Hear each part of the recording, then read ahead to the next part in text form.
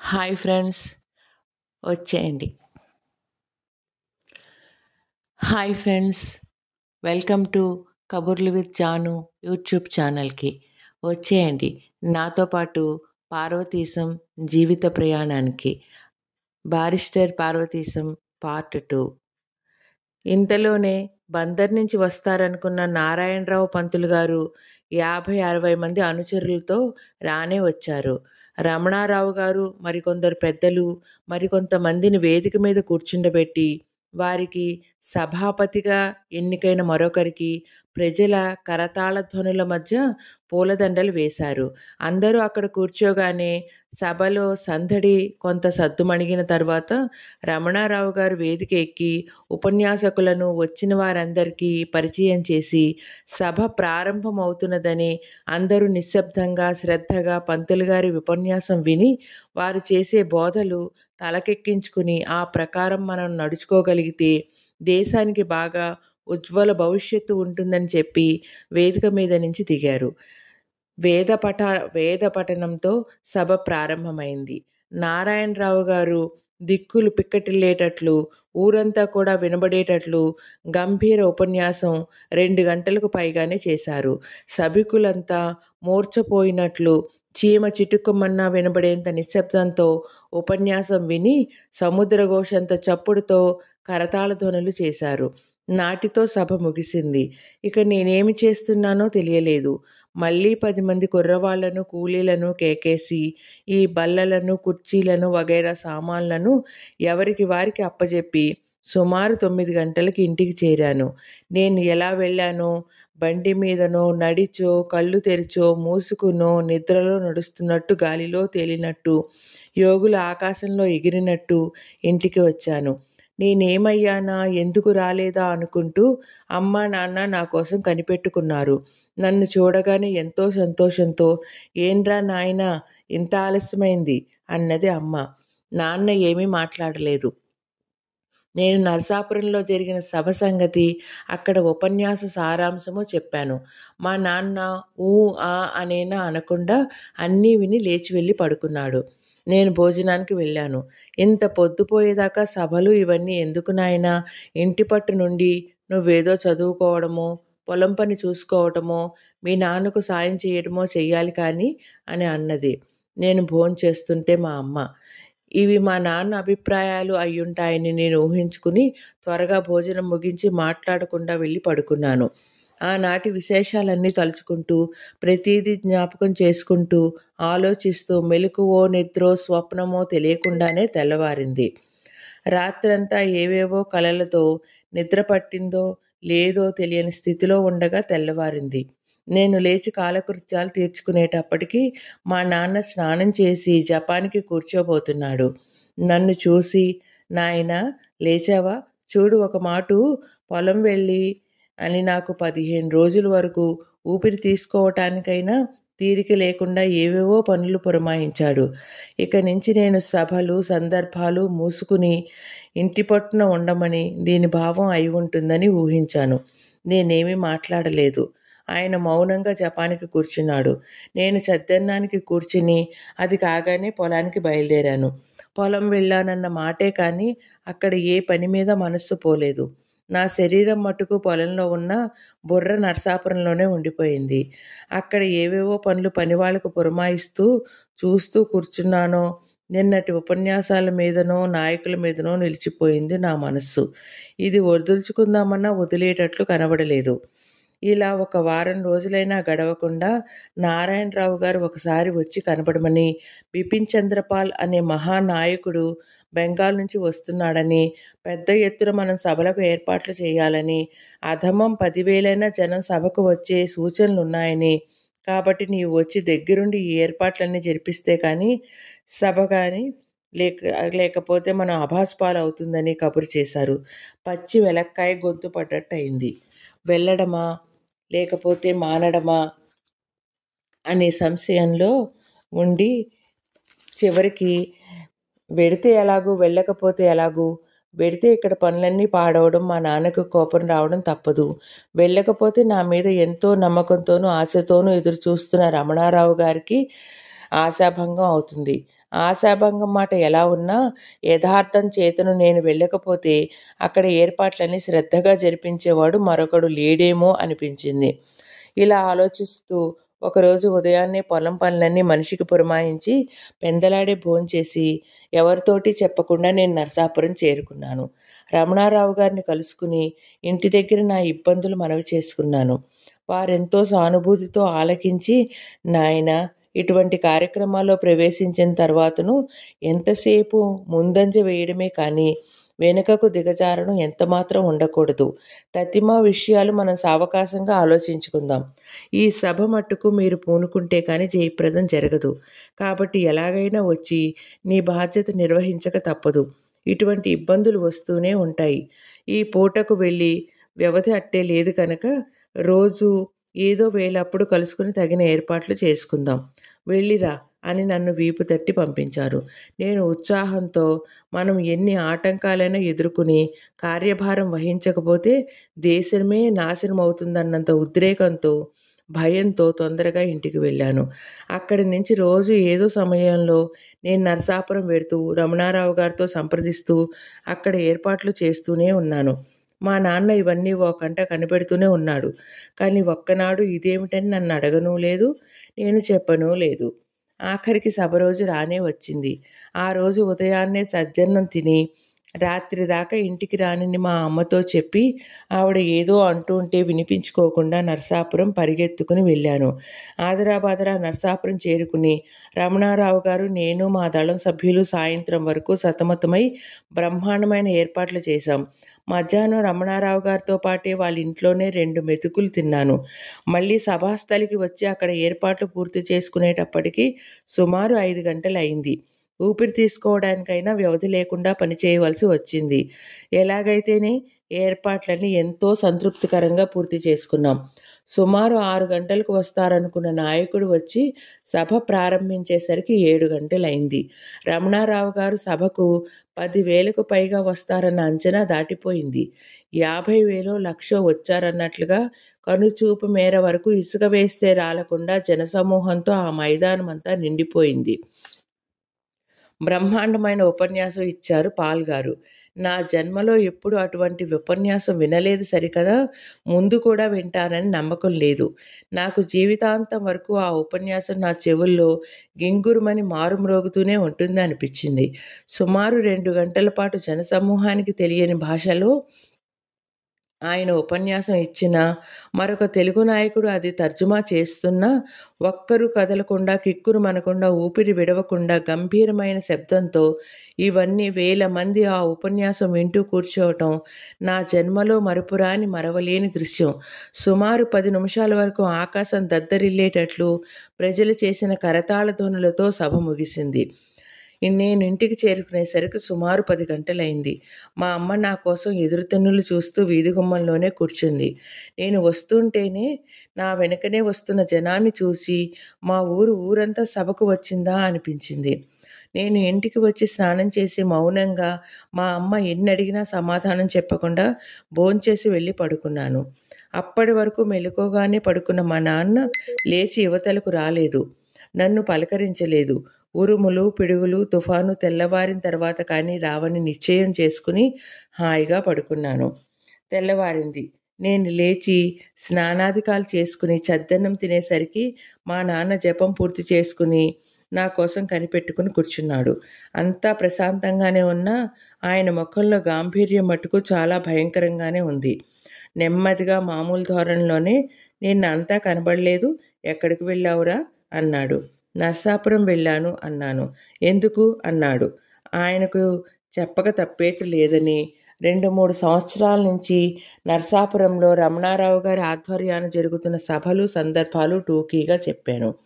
ఆ పైన నాకు ఆయనకు కలిగిన పరిచయం, వారికి నా మీద ఉన్న అభిమానం, వారు నాకు ఇచ్చిన ప్రోత్సాహం, ఈ సభా సందర్భంలో నేను చేస్తున్న పని ఏమీ దాపరికం లేకుండా నిర్మోహమాటంగా చెప్పాను. మా నాన్న అంతా విని ఒక్క క్షణం ఊరుకుని, నీవు బాగా ఆలోచించుకునే చేస్తున్నావా ఈ పని? దీనివల్ల నీకు వచ్చే లాభం ఏమిటి? నష్టం కనబడుతూనే ఉంది కదా. నీ చదువు చంకనాకిపోయింది. ఇంటి దగ్గరైనా సుఖంగా కూర్చోకుండా, సొంత పనులు చూసుకోకుండా ఈ సభలు, ఏర్పాట్లు చేస్తూ కూర్చుంటే నీకొరిగేది లేదన్న సంగతి ఇప్పుడైనా తెలుసుకోవటం మంచిది. వారు నిన్ను కొంచెం స్తోత్రం చేయటంతోటే నువ్వు ఉబ్బి తబ్బిబ్బై వారాడించినట్లల్లా ఆడుతున్నావు. ఎన్ని సంవత్సరాలిలా వారి వెనక తిరిగినా నువ్వు బల్లలు, కుర్చీలు సర్దడానికి తప్ప ఇంకెందుకు పనికిరావు. ముందు వెనకలేమాత్రం ఆలోచించినా ఈ రహస్యం నీకిదివరకే తెలిసుండేది.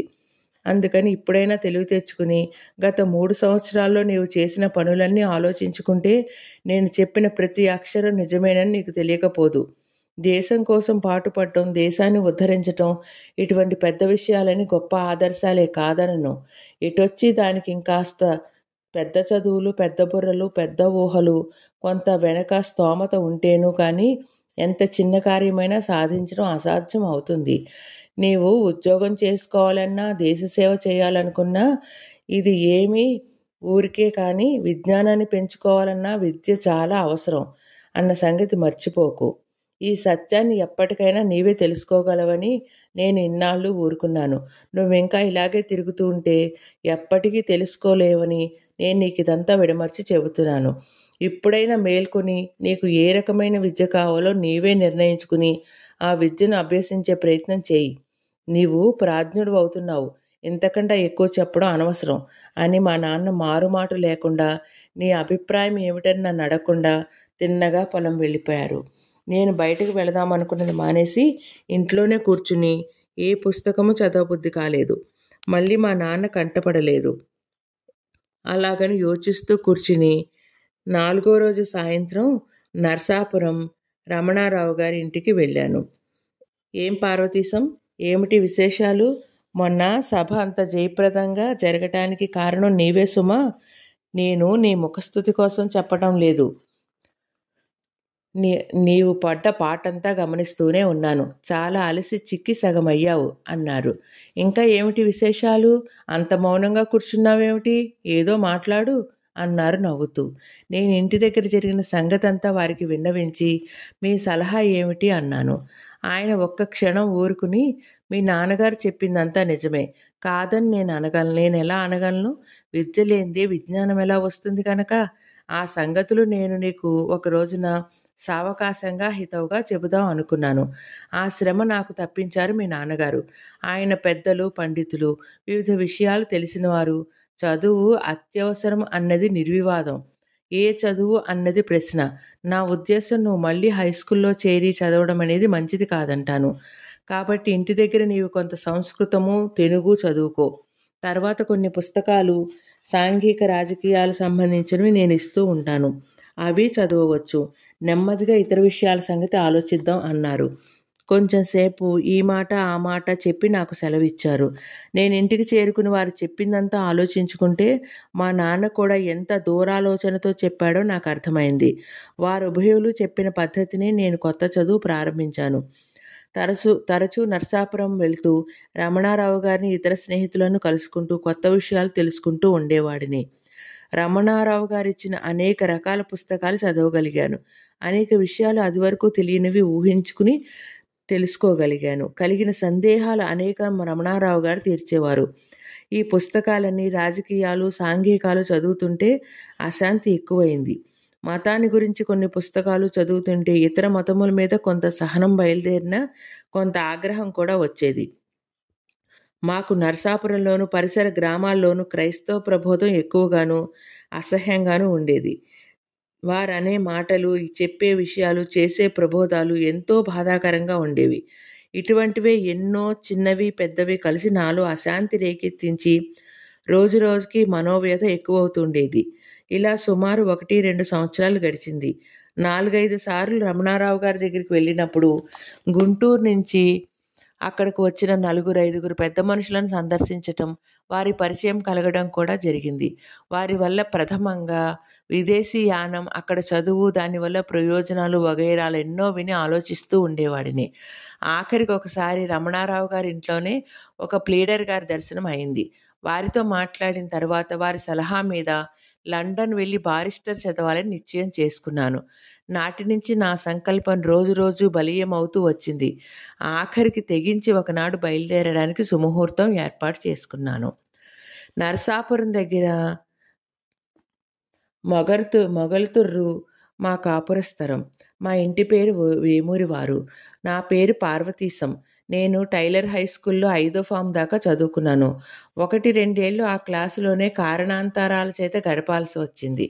ఆ పిమ్మట ఇక్కడ పాఠశాలలో విద్య ఏమీ బాగుంది కాదని, ఉపాధ్యాయులకు తాము చెప్పే సంగతులేమిటో అవగాహన కావడం లేదని నా అభిప్రాయం. అందుచేత వృథాగా ధనవ్యయం, కాలయాపన ఎందుకని నేను చదువు మానివేసి మా పెద్దలు సంపాదించిన ఆస్తి కొంత ఉన్నది కనుక సుఖంగా నిర్వికారంగా ఇంటి దగ్గర కూర్చుని దేశ కాల వైపరీత్యాల గురించి ఆలోచిస్తూ ఉండేవాడిని. ఇలా ఉండగా ఒక రోజున మా స్నేహితుడు ఒకడొచ్చి మాటల మధ్య ఇంగ్లాండ్ వెళ్ళి చదువుకోమని హితోపదేశం చేశాడు. అతడు వెళ్ళిపోయిన తర్వాత ఇంగ్లాండ్ ప్రయాణం గురించి చాలాసేపు ఆలోచించి అందులో మంచి చెడ్డలు, కష్టసుఖాలు నాలో నేను తర్కించుకుని అన్ని విధముల చేతను దేశాటం శ్రేయస్కరమని, పైగా మన అధికారుల దేశం వెళ్ళి వాళ్ళ ఆచార వ్యవహారాలు చూసి గుట్టు మట్టు తెలుసుకుంటే స్వరాజ్య సంపాదనకు వీలుగా ఉంటుందని అక్కడికి వెళ్ళి బారిస్టర్ చదువుదామని నిశ్చయం చేసుకున్నాను. మా తండ్రి వ్యవసాయదారుడు. ఏమీ చదువుకున్నవాడు కాదు. ఒట్టి అనాగరికుడు. అంచేత ఇటువంటి విషయం ఆయనతో చెబితే దీని సారస్యం గ్రహించలేడని ఆయనతో చెప్పకుండా ఒక స్నేహితుడి దగ్గర కొంత సొమ్ము బదులు పుచ్చుకుని నరసాపురం వెళ్ళి 4 రోజుల్లో వస్తానని ఇంటి దగ్గర చెప్పి బయలుదేరాను. ఇంగ్లాండ్ ప్రయాణం అని చిన్నప్పుడు పుస్తకంలో చదివిన పాఠం వల్ల, తరువాత చదివిన భూగోళ శాస్త్రం వల్ల ఆ దేశానికి వెళ్ళే మార్గం నాకు తెలుసును. కానీ అక్కడకు తీసుకువెళ్ళవలసిన సాధన సామగ్రి ఏమిటో, అక్కడ ఎలా నడుచుకోవాలో తెలుసుకుందామంటే చెప్పడానికి ఎరిగి ఉన్న వాళ్ళు ఎవ్వరూ లేకపోయినారు. కానీ అక్కడకు తీసుకుని వెళ్ళవలసిన సాధన సామగ్రి ఏమిటో, అక్కడ ఎలా నడుచుకోవాలో తెలుసుకుందామంటే చెప్పడానికి ఎరిగి ఉన్నవాళ్ళు ఎవ్వరూ లేకపోయినారు. నరసాపురంలో ఉన్న దొరలను ఎవరినైనా అడుగుదాము అంటే నా అజ్ఞానాన్ని చూసి వాళ్ళు నవ్వుతారేమోనని వాళ్ళని అడగటం మానివేసి నా సహజ సూక్ష్మబుద్ధి ఉపయోగించి నాకు తోచిన వస్తువులు కొన్ని ఇక్కడి నుంచి తీసుకువెళితే ఇంకా కావలసినవి త్రోవలోనో అక్కడికి వెళ్ళిన తర్వాతనో కొనుక్కోవచ్చు అనుకున్నాను. అందుకని అనవసరంగా విశేషంగా డబ్బు ఇక్కడ ఖర్చు పెట్టకూడదు అనుకుని సూక్ష్మంలో తేల్చుకోవాలని కావాల్సినవి ఏమిటా అని జాగ్రత్తగా ఆలోచించాను. ఎంతసేపు ఆలోచించినా ఏమీ తోచలేదు. ఏదో ఒక చివరి నుంచి ఆరంభిస్తే కానీ కావలసినవన్నీ తేలుతాయి కదా అనుకున్నాను. అందుకని నిద్ర లేవడంతోటే కావలసిన సామాన్ల జాబితా వ్రాసుకున్నాను. దంతావధానానికి 10 కచ్చికలు, కలిపిన పొడుము, నాలిక గీసుకోవడానికి కాసిన తాటాకు ముక్కలు, ఇత్తడి చెంబు. దంతావధానమైన తర్వాత స్నానము కదా అనుకున్నాను. అందుకు అవసరమైనవి ఒళ్ళు తుడుచుకోవడానికి 2 అంగాస్త్రాలు, స్నానం తర్వాత తలకి రాసుకోవడానికి సీసాలో పోసిన కొంచెం కొబ్బరి నూనె, తల దువ్వుకోవడానికి దేశవాళీ దువ్వెన్న, బొట్టు పెట్టుకోవడానికి కొబ్బరి చిప్పలో కొంచెం చాదు, ముఖం చూసుకోవడానికి పావలా పెట్టి చిన్న అద్దము. తర్వాత ఆలోచించవలసిన దుస్తుల విషయం కదా. అందుకు నాకు అవసరమని తోచినవి 4 ట్విట్ ట్వీలు, 2 టైలు, 2 మేజోళ్ల జతలు, 3.5 పెట్లు బూట్లు జోడు. అక్కడ సూట్స్ అవసరం కనుక చలిదేశం కనుకను 15 రూపాయలు ఖర్చు పెట్టినా గుడ్డ కొంచెం బాగుండడం చేత కుట్టువాడు తన అవసరానికి కొంత మిగుల్చుకోవటం వల్ల నాకు చాలీ చాలకుండా తయారైన స్లాకులు, సూట్లు 2. ఇంగ్లాండ్ వెళితే మట్టుకు మన వేషం పూర్తిగా ఎందుకు మానవలనని సాధ్యమైనంత వరకు స్వదేశీ పద్ధతి అవలంబిద్దామని తలగుడ్డగా ఉపయోగించడానికి 8 గజముల ఎర్ర జపాన్ సిల్కు, ఇంకా ధరించవలసిన దుస్తుల తర్వాత ఆలోచించవలసిన భోజనం కదా అనుకున్నాను. అందుకు అవసరమైనది ముందు మంచినీళ్ళు తాగడానికి మరచెంబు. అక్కడికి వెళ్ళిన తర్వాత వాళ్ళ చేత మాల కూడా తినకుండా మనమే స్వయం పాకం చేసుకుంటే బాగుంటుంది కదా అనుకున్నాను. అక్కడ కూడా అన్నం ఎలాగూ దొరకదు కదా, రొట్టెలు కాల్చుకుని తినవలసిందే కనుక కొంత గోధుమ పిండి, కొంచెం నెయ్యి, రొట్టెలో నంజుకోవడానికి కొంచెం ఆవకాయ, రొట్టెలు కాల్చుకోవడానికి చిన్న అట్ల పెనము, స్టవ్లో పోసుకోవడానికి కిరసనాయిలు, చిన్న సీసాలో స్పిరిటు. భోజన సామాగ్రి అయిన తర్వాత పడకకు కావలసిన సామాన్లను గురించి ఆలోచించాను. వెళ్ళేది చలికాలం, అది చలిదేశం కదా. కింద పడుకోవడానికి కష్టంగా ఉంటుందని నరసరావుపేట మడత మంచము, దాని పక్కకు నేను మామూలుగా ఉపయోగించుకునే బొంత, ఇంట్లో కుట్టినది, కప్పుకోవడానికి నారింజ పండు రంగు శాలువ. ఇవి కాక ఇంకా ఏమీ అవసరం ఉంటాయా అని ఆలోచించగా మామూలుగా పగలు కూర్చోవడానికి దొంగచాప తీసుకెళ్తే బాగుంటుందని తోచింది. అక్కడికి వెళ్ళి నా హిందూ ధర్మ విరుద్ధంగా ప్రవర్తించదలుచుకోలేదు కనుక అక్కడ దొరకవనే భయంతో 6 యజ్ఞోపవీతాల జతలు, 3 పట్టుమొలతాళ్ళు కూడా తీసుకుని వెళ్ళటం చాలా అవసరమని తోచింది. ఇంకా ఎంతసేపు ఆలోచించినా తీసుకువెళ్ళవలసినవేమీ కనబడలేదు. ఇదంతా చూసి కొందరికి చాదస్తంగా కనబడొచ్చు, కానీ వెళ్ళేది దూరదేశం. ఏ చిన్న వస్తువు మర్చిపోయినా అక్కడ ఇబ్బంది పడవలసి వస్తుందని మొట్టమొదటి నుంచి ఎక్కువ జాగ్రత్త కలవాడిని కనుక చాలా దూరాలోచన చేసి ఇవన్నీ తీసుకువెళ్ళాను. ఇక ఈ వస్తువులన్నీ పెట్టుకోవడానికి ఎక్కడైనా కూలివాడు దొరికినా దొరకకపోయినా నేను తీసుకువెళ్ళటానికి తేలికగా ఉంటుందని చిన్న సీనారేకు పెట్టె చేయించి బంతిపువ్వు రంగు వేయించాను. ఈ సామాగ్రి అంతా జాగ్రత్తగా పెట్టెలో సర్దుకుని దినము నిశ్చయం చేసుకుని వర్జం లేకుండా కూడా చూసుకుని శకునం మంచిదయ్యే వరకు వాకిట్లో కూర్చుని బండి ఎక్కి పడవల రేవుకు వెళ్ళాను. మొగల్తూరు, నరసాపురం ఇంకా చుట్టుపట్ల గ్రామములు 2-3 తప్ప ఎప్పుడూ ఎక్కడికి వెళ్ళినవాడను కాను. ఇంతకాలం నరసాపురంలో ఉన్నా ఎప్పుడూ పడవలైనా ఎక్కవలసిన అవసరం లేకపోయింది. ఇవాళ పడవలో కూర్చుని వెళుతూ ఉంటే మహా సరదాగా ఉంది. స్టీమర్ మీద వెళ్ళటమన్నా ఇంతే కదా అనుకున్నాను. రాత్రి దారిలో మినపరొట్టె, సాతాళించిన శనగలు కొనుక్కు తింటూ ఇంగ్లాండ్లో మినపరొట్టె ఉంటుందా ఉండదా అని ఆలోచిస్తూ ఇంగ్లాండ్ నుంచి తిరిగి వచ్చిన తర్వాత ఏ విధంగా దేశోపకారం చేద్దామా అనుకుంటూ నిద్రపోయినాను. తెల్లవారేసరికి పడవ నిడదవోలు చేరింది.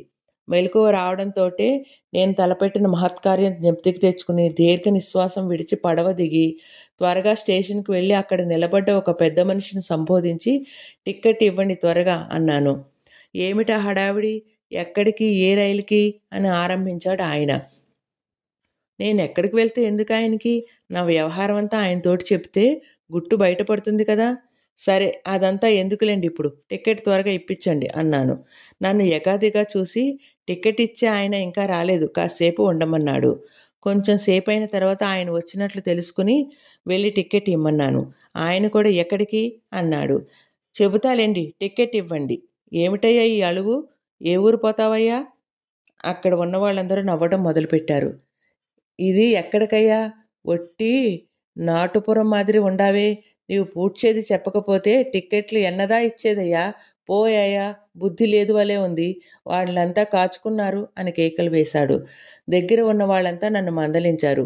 ఈ రైలు చాలా దూరం వెళ్తుందండి, చాలా చోట్ల ఆగుతుంది, అందుచేత ఏ ఊరు మీరు వెళ్ళాలో చెబితే ఆ ఊరికే టిక్కెట్ ఇస్తారు అని ఒక పెద్ద మనిషి నిమ్మళంగా హితోపదేశం చేశాడు. ఆయన చెప్పిన మాటలు నాకు సబబుగానే ఉన్నట్లు తోచింది. అందుచేత టిక్కెట్ ఇచ్చే ఆయనతోటి చిన్నపట్టణం వెళ్ళాలి అని చెప్పాను.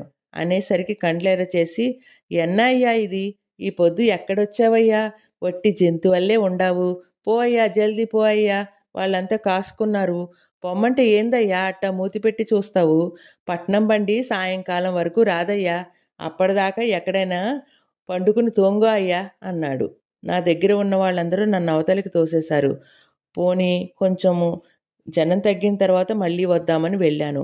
రైలు కాబోలు గంట కొట్టారు. అప్పుడు వెళ్ళి పట్నం బండి ఎప్పుడు వస్తుందండి అన్నాను.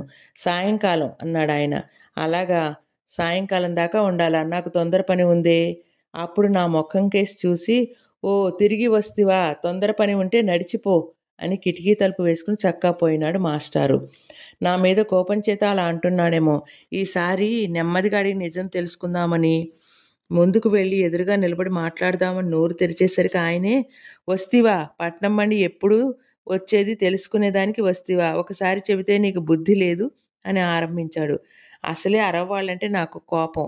అందులోనూ ఆయన ముఖం స్ఫోటకం మచ్చలతో నల్లగా మరీ అసహ్యంగా ఉంది. నేను ఊరికే తెలియని విషయం నెమ్మదిగా అడుగుతూ ఉంటే ఆయన అంత మర్యాద లేకుండా మాట్లాడతాడే అని నాకు కోపం వచ్చింది. నేను ఇంగ్లాండ్ వెళ్తున్నాను, జాగ్రత్త అని చెబుదాం అనుకున్నాను. ఆయనను ఆయన్ని ఇంతకంటే ఏడిపిస్తే బాగుండదని తోచింది. అందుకని, అబ్బే, నేను రైలు సంగతి అడగడానికి రాలేదండి, మిమ్మల్ని చూస్తే ఏ జ్ఞాపకం వస్తుందో చెప్పడానికి వచ్చానండి. ఏం జ్ఞాపకం వస్తుంది? మీ ముఖం చూస్తే ఉలి ఆడిన తిరగట్రాయి, మీ తలకాయ చూస్తే సున్నపిడత జ్ఞాపకం వస్తుంది అన్నాను. అక్కడ ఉన్న నౌకర్లు ఏకంగా పక్కున నవ్వారు. ఆయనకు ఉడుకుమొత్తనం వచ్చి నన్ను కొట్టడానికి వచ్చాడు. నేను పారిపోయాను. అక్కడి నుంచి తిన్నగా దగ్గర ఉన్న హోటల్‌కి వెళ్ళి భోజనం చేసి కాసేపు పడుకున్నాను. లేచి ఒకసారి బజార్ చూసి వద్దామని వెళ్ళాను. అక్కడ అటూ ఇటూ తిరుగుతూ ఉండగా అవసరమైన వస్తువులు 2 మర్చిపోయినట్లు జ్ఞాపకం వచ్చింది. అదేమిటంటే గదికి తాళం వేసుకోవడానికి చిన్న ఇత్తడి తాళము, స్నానానంతరం బట్టలు ఆరవేసుకోవడానికి కొబ్బరి పీచు చాంతాడు, బట్టలు తగిలించుకోవడానికి 4 పెద్ద మేకులు. ఈ 3 వస్తువులు కొనుక్కుని మళ్ళీ బసకు చేరుకుని సాయంకాలం కాగానే పెందలాడే భోజనం చేసి స్టేషన్‌కి వచ్చాను. టిక్కెట్ల వేళ అయింది. నేను మళ్ళీ చిన్నపట్నానికి టిక్కెట్ పుచ్చుకున్నాను. ఇవతలికి వచ్చేటప్పటికి ఒక రైలు వచ్చింది. అక్కడ నౌకరు ఉంటే అతను ఈ రైలు ఎక్కవచ్చునా అన్నాను. మీరే ఊరు వెళ్తారు అన్నాడు వాడు. నీకెందుకా ప్రశంస అని చక్కాపోయాను. అక్కడ ఒక పెద్ద మనిషి ఉంటే ఆయన్ని అడిగాను. ఈ రైలు ఎక్కవచ్చునా అని. ఆయన అదే ప్రశ్న వేశాడు. మీరే ఊరు వెళ్తారని. నాకు ఒళ్ళు మండి మాట్లాడకుండా తిన్నగా స్టేషన్ మాస్టర్ గారి దగ్గరికి వెళ్ళి ఆయన అడిగాను. ఆయన కూడా ఎక్కడికి వెళ్ళాలి అన్నారు. నేను టిక్కెట్ ఇవ్వడానికంటే ఊరు పేరు చెప్తే కానీ ఇవ్వడానికి వీల్లేదని చెప్పాను. టిక్కెట్ కొన్న తర్వాత కూడా వీళ్ళకి ఈ పరీక్షలన్నీ ఎందుకు? వీళ్ళ రోగం కుదురుద్దామని రాజమహేంద్రవరానికి అన్నాను. అయితే ఎక్కవచ్చునన్నాడు. రైలు ఎక్కాను. రైలు కదలబోతూ ఉన్నది. స్టేషన్ మాస్టర్ అక్కడే ఉన్నాడు. రైలు కదిలింది. ఆయన్ని పిలిచి, ఏమండోయ్! మీకు తగిన శాస్తి చేశాలేండి. నేను రాజమహేంద్రవరం వెళ్ళడం లేదు, చన్నపట్నం వెళ్తున్నాను అని నవ్వుతూ చెప్పాను. ఆయన ఆ పళంగా ఈల వేసి రైలు ఆపి నన్ను దిగమన్నాడు. నేను దిగనన్నాను. త్వరగా దిగవయ్యా, ఆలస్యమవుతున్నది. నేనెందుకు దిగాలి? ఈ రైలు చిన్నపట్నం వెళ్ళదు. వేరే వస్తుంది. ఒట్టి ఫూల్లా ఉన్నావు, దిగు. ఫూల్ గీల్ అని మాటలు మిగలకండి. నేను దిగను అంటే రైల్లో ఉన్న వాళ్ళంతా నవ్వడం మొదలెట్టారు. ఇంతలోకే గార్డు వచ్చాడు. నన్ను బలవంతంగా దించాడు. రైలు వెళ్ళిపోయింది. నా కళ్ళ వెంబడ నీళ్లు వచ్చినవి. స్టేషన్ మాస్టర్కి కొంచెం జాలి వేసి పట్నం బండి ఇంకొక పావుగంటలో వస్తుందని ధైర్యం చెప్పాడు. కొంచెం ఇంచుమించులో ఆయన చెప్పినట్లుగానే రైలు వచ్చింది.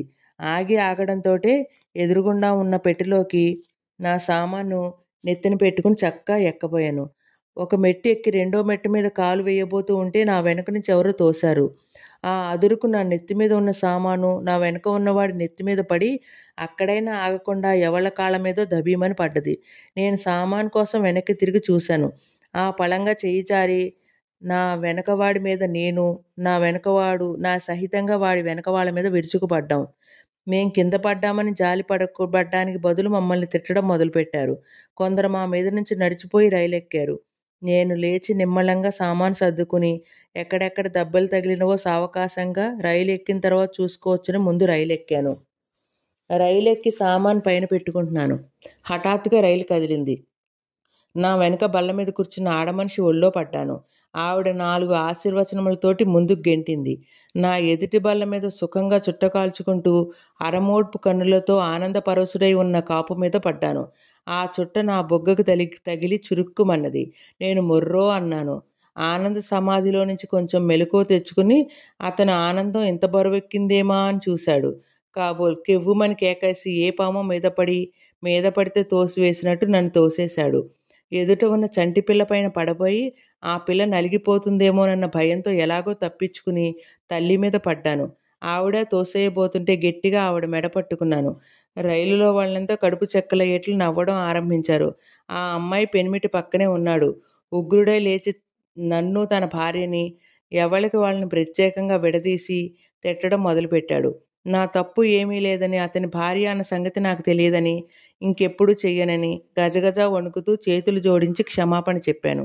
తక్కిన వాళ్ళంతా కూడా నన్ను చూసి జాలిపడి నేను కౌగిలించుకున్న అమ్మాయి భర్తను మందలించి నా తప్పు ఏమీ లేదని, పొరపాటున కౌగిలించుకున్నానని, పొరపాటు ఎవరికైనా వస్తుందని, ఇవాళ ఈయన అయినాడు, రేపు ఇంకొకళ్ళు కౌగిలించుకోవచ్చు అని, ఈ మాత్రానికి ఆయన అంత కోపపడవలసిన పని లేదని ఇత్యాది ఉపశమన వాక్యాలతో ఆ పెద్ద మనిషిని శాంతింపచేశారు.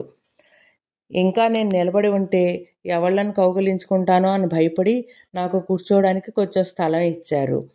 పై బల్ల మీద పెట్టి దాని మీద మడత మంచమో చాప పెట్టి ఇవన్నీ కలిపి పైన గొలుసు కనబడితే దానికి వీట్లకు సాయంత్రం కొన్న చాంతాడు వేసి లాగి బిగించి కట్టాను. ఇంకా సామాన్లకు పర్వాలేదు కదా అని సుఖంగా కూర్చున్నాను. ఇంతట్లోకి ఎందుకో రైలు ఆగింది.